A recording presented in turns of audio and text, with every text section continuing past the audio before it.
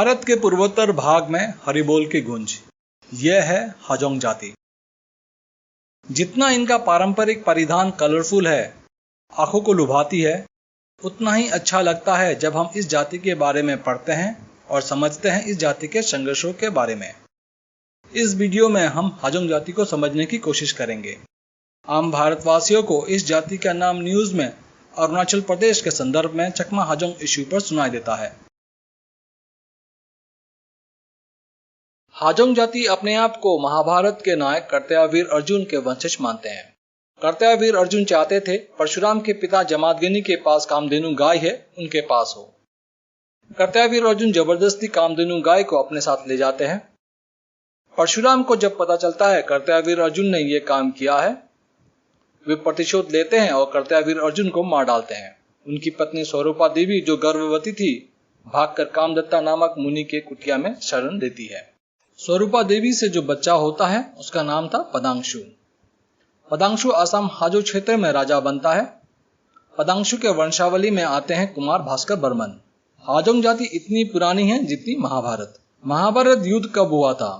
नीलेश ओकजी महाभारत में 215 plus astronomical data points के basis में बोलते हैं, महाभारत युद्ध 4508 BCE से पहले और 11091 BCE के बाद हुआ था।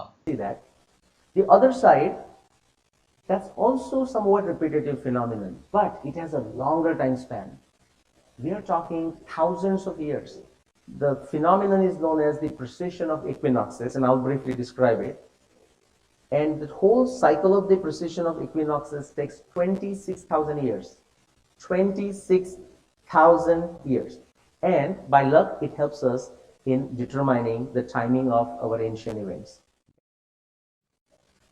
So from that other side, that long cycle of 26,000 years, I'm going to take one observation. That is 1 out of 215 total observations.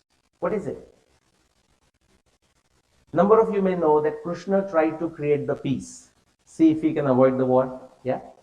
Did he succeed? No. So finally the war is due. It's a day before the war. And Vyasadeva, he says, let me make a final attempt and see if I can succeed. So he approaches Dhritarashtra and tries to tell him all the negatives about the war and so on. And while he's having communication, he makes a list of many other things, scary things. And part of that list, he mentions many astronomy observations. He mentions many others. And one of the astronomy observation we are going to discuss today is this. It comes in Bhishma Parva, Adhyay 2, verse 31. Next. Okay? Next. So now, back to the triangle of science. If you want to bring all this together, what did we do? We did the testing, empirical proof, okay? That any one of you should able to go back and test it. Don't have to trust me on this one. So go slow, okay? So we start with the explanation. What is the explanation? Simple. Arundhati ahead of Vasishtha. The testing, the question is it even possible? Those people who thought it's not possible, they said somebody must have inserted it. But when finally someone could actually show that it is possible, the question is, when was that possible? When was the case? And the answer is sometime from 11,091 BCE until 4,500 over BCE, around 6,500 years. Anytime anyone on the earth, northern hemisphere, looking at Arundhati Vasishtha during this time would have seen Arundhati walk ahead of Vasishtha. Next. So now bring this together. Put your scientific hat. We got the empirical proof. We got the Shabda Praman, somebody saying, claiming something, Arundhati walking ahead of Vasishtha. We got the empirical proof that yes, it indeed went ahead of Vasishtha. If you combine, we should able to assert that Mahabharata war did not happen anytime after 4500 BC, depending on how you say it. Okay, did not happen, I said. ये जाति इतनी पुरानी है। हम हिंदुओं का time concept cyclical है, पर इस्लाम और क्रिश्चियनिटी में टाइम का कंसेप्ट लिनियर है। इसलिए हम कंफर्टेबल है टाइम के कंसेप्ट में हाजोंग जाति क्या मानती है और विश्वास रखती है। हाजोंग जाति मूलतः आज के असम के हाजो नामक जगह से है। हाजो गुवाहाटी से कुछ किलोमीटर दूर में स्थित है। जगह हाजो के नाम से हाजोंग जाति का नाम पड़ा है। या हम बोल सकते हैं हाजोंग जाति के नाम से हाजो जगह का नाम पड़ा है। इसी जगह से यह भारत के दूसरे जगहों में फैली, आज के मेघालय में और आज के बांग्लादेश में भी। ये सोचना गलत होगा फिर हम आज का टाइम फ्रेम यूज करें। ये इंपॉर्टेंट है। हाजोंग जाति बात कर रही है 4508 BCE 11091 BCE। ओरिजिन के विषय पर हाजोंग जाति महाभारत काल के कर्तव्यवीर अर्जुन से जोड़ते हैं और जगह की दृष्टि से हाजो इनका मूल स्थान है। हाजोंग जाति पैट्रिलिनियल है। पुरुषों के तरफ से वंशावली फॉलो की जाती है। एक हाजोंग व्यक्ति अपने सबसे करीबी एंसेस्टर को दादी बागी बोलते हैं। अगर दादी बागी के परिवार में किसी व्यक्ति की मृत्यु हो जाती है, वे सब श्राद्ध का पालन करते हैं। हाजोंग समाज में पूरे 13 कुल हैं। कुल को निकनी बोला जाता है। ये निकनी के नाम है। शादी ब्याह के समय निकनी का ध्यान रखा जाता है। हाजोंग जाति मृतकों को जलाती है। हाजोंग जाति मानती है कंसेप्ट ऑफ टाइम साइक्लिकल है, कर्म के सिद्धांत को भी मानती है और आत्मा के सिद्धांत को भी मानती है। क्योंकि हाजोंग जाति एक हिंदू जाति है, समाज का ढांचा हिंदू फ्रेमवर्क में आती है। चाहे वो जन्म मृत्यु शादी ब्याह हो या डीप में यह मानना हो ईश्वर हर जगह व्याप्त है। टाइम साइक्लिकल है, हर जीव में आत्मा रहती है। आत्मा अमर है या कर्म का सिद्धांत हो। हाजोंग जाति बास पूजा मनाती है। ये पूजा 3 दिन चलता है। दिवाली से 2-3 दिन पहले चोरखेला नामक फेस्टिवल मनाती है। ये पूरा 7 से 9 दिनों तक चलता है, जहां 10 से 25 हाजोंग लड़के मिलते हैं और घर घर जाकर नाच गाना करते हैं। उनको चावल और पैसे दिए जाते हैं। इसी चावल और पैसे से सत्यनारायण पूजा किया जाता है। हाजोंग जाति दुर्गा पूजा, लक्ष्मी पूजा, काली पूजा, दिवाली सब धूमधाम से मनाती है। ये बहुत महत्वपूर्ण है कौन हाजोंग नहीं है, चाहे उसे हाजोंग भाषा आता हो, हाजो में रहता हो, पारंपरिक कपड़े धारण करता हो। हाजोंग वो नहीं है जो महाभारत को ना माने और कर्तव्यवीर अर्जुन के ऊपर श्रद्धा ना हो। हाजोंग मुस्लिम्स और क्रिश्चियंस क्योंकि महाभारत और कर्तव्यवीर अर्जुन को नहीं मानते हैं, वे हाजोंग नहीं हो सकते। हाजोंग का कॉपीराइट हाजोंग हिंदुओं के पास ही है। 1947 में भारत का बंटवारा क्यों हुआ? इसका बीज तो 7th सेंचुरी मिडिल ईस्ट में बनाई गई और भारत में इंपोर्ट हुई इस्लाम है। 1947 क्लाइमैक्स सीन तब शूट हुई जब 2 धाराएं एक दूसरे से मिलती है। सीताराम गोयल अपनी पुस्तक Muslim separatism causes and consequences में लिखते हैं, the Muslim behaviour pattern was characterised by acrimony, accusations, complaints, demands, denunciations and street riots. The national behavior pattern on the other hand was characterized by acquiescence, assent, cajolery, concessions, cowardice, self-reproach and surrender.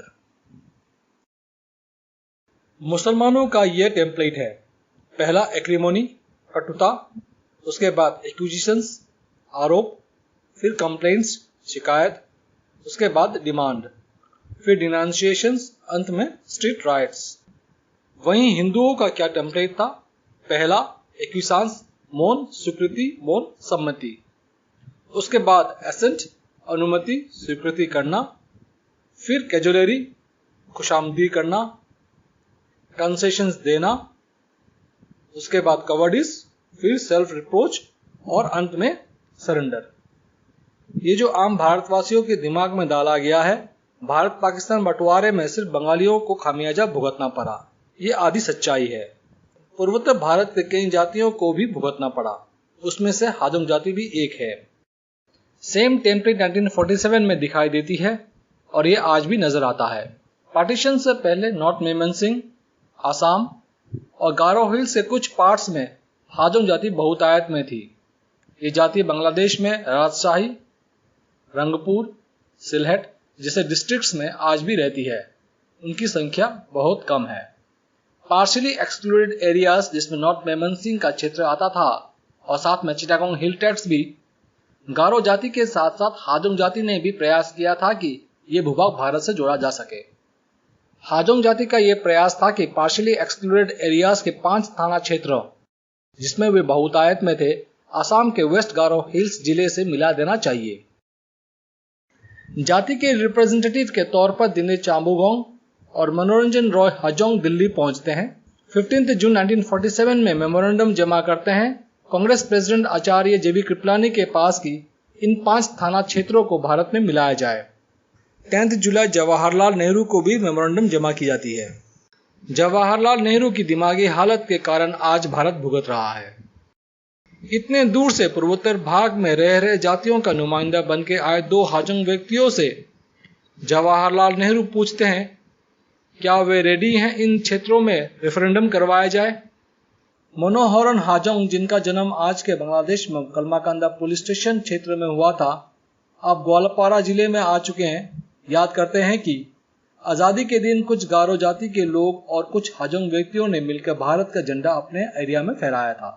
दूसरे जातियों के साथ हाजोंग जाति का migration Bharat में 1949, 1950, 1964 और 1971 में खूब होता है, क्योंकि ईस्ट पाकिस्तान में इनके ऊपर एट्रोसिटीज शुरू हो जाता है। इनको एनिमी डिक्लेयर कर दिया गया था और आम मुसलमानों के लिए हाजोंग जाति एक काफिर थी। काफिर, जिहाद, माले गनीमत सब कुछ मुसलमानों ने बांग्लादेश में हजारों वर्षों से रह रहे हाजोंग जाति के साथ किया। कि आप ही ने कहना शुरू किया कि मस्जिद अल्लाह का घर है और मंदिर भगवान का घर है। ये आपने कहा, उन्होंने नहीं कहा। उन्होंने कभी नहीं कहा। जब आपको पता चला तो उन्होंने कहा साहब मस्जिद तो अल्लाह का घर नहीं हो सकती क्योंकि उसका जिक्र नहीं है। मोहम्मद साहब जिस मस्जिद में नमाज पढ़ते थे वो कम्युनिटी सेंटर था, उसको बहुत पहले धराशायी कर दिया। मोहम्मद साहब अपने जाने के बाद कह के गए कि मेरी ना कोई तस्वीर होगी, ना मेरा कोई मजार होगा, ना मेरी किसी तरीके की सेइंग के बारे में बताया जाएगा। जो मैंने कहा है बस उसको फॉलो करो। लेकिन कमाल है इस देश में, मोहम्मद साहब 632 में फौत हो गए। पता नहीं कौन सी हवा चली, मैंने अपने एक स्पीच में कह दिया है मुसलमान मेरे पीछे पड़ गए। मैंने कहा भाई मेरे पीछे पड़ो, मेरी बात का जवाब दे दो भाई। वो बेचारे चले गए, उन्होंने जो अपने ज़बान किया किया। उनके जिस्म का कोई बाल उड़ा और कश्मीर में आ गया और उस जगह का नाम है हजरत बल। और वो बाल इंसानी बाल होगा, कोई शिवजी की जटाएं तो थी नहीं भाई, वो बाल था। समझ ली मैंने बात। हम वो लोग हैं, मैं ये कह रहा हूं, ये हमारी कमजोरी के कारण आज आप इस्लामिक आतंकवाद से लगातार जूझ रहे हैं। क्या हुआ? वो हजरत बल्ला में आ गया। अब उस जगह की लंबाई 135 मीटर लंबी और 28 मीटर एक बिल्डिंग में बाल रखा हुआ है। कितना छोटा बाल है भाई। और हर दिन, हर साल जब प्रॉफिट मोहम्मद साहब का जन्मदिन होता है उसे मिलादुन नबी कहते हैं। उस दिन उस बाल को एक मौलवी साहब दिखाते हैं करके, सारा कश्मीर नीचे देखता है मोहम्मद साहब का बाल है। तो ये गैर इस्लामिक काम क्यों से हो रहा है? इस्लाम में तो किसी चीज की पूजा अलाउ नहीं है, किसी तस्वीर की, किसी भी चीज की पूजा अलाउ नहीं। अल्लाह से सीधी लॉ लगाई, ये बात कही, खत्म हो गई बात आपकी। तो ये हजरत बल में क्या है? हम लोगों ने कहा नहीं नहीं चलो यार मोहम्मद साहब का बाल है, चलो ये भी कर लेते हैं। लेकिन उसके साथ एक और बड़ी कहानी है जो आप पढ़ते नहीं भाई मेरे। इसलिए जब पढ़ लेते हैं हम जैसे लोग तो हमें गालियां मिलती हैं और डर के रहते हैं, दूर रहते हैं 5 फीट दूर। इससे बात मत करना, ये कुरान शरीफ लेके साथ ही चलता है दिन भर। आपने क्या किया?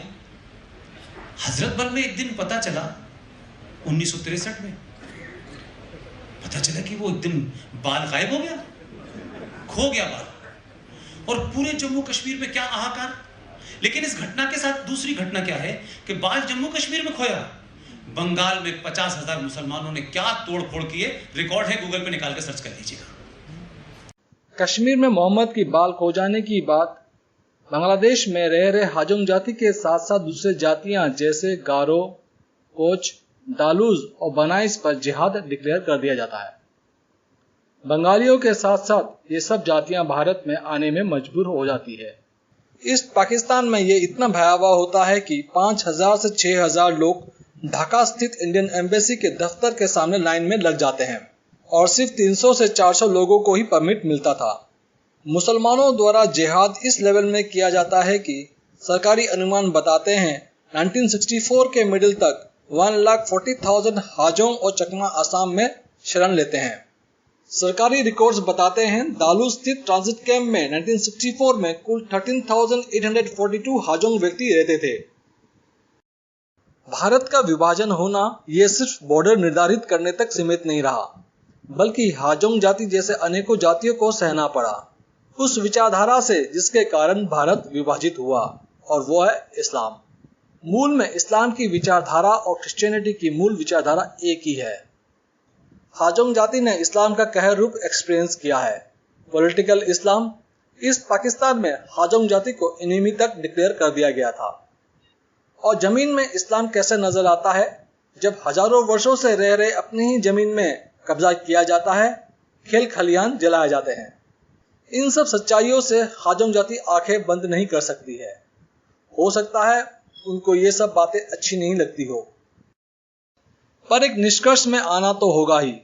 कैसे अपनी पहचान जो वे रखते आए हैं हजारों हजारों वर्षों से, इसको दृढ़ रखा जा सके, मजबूती प्रदान दिया जा सके।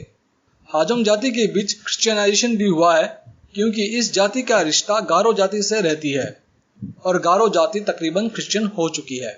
इस जाति के बीच ये एक नया चैलेंज आ गया है। इन सब के बावजूद फिर भी हाजोंग जाति ने हरिबोल का नाम नहीं छोड़ा है। भारत के पूर्वोत्तर क्षेत्रों में हाजोंग जाति इस तरीके से रसी बसी है कि अगर कोई पूर्वोत्तर भारत को समझना चाहता है, वो हाजोंग जाति के थ्रू असमीज, बंगालीज, गारोज, राभा, कुछ राजवंशी और बोरोस को समझ सकता है। इन सब जातियों को समझना आसान हो जाता है।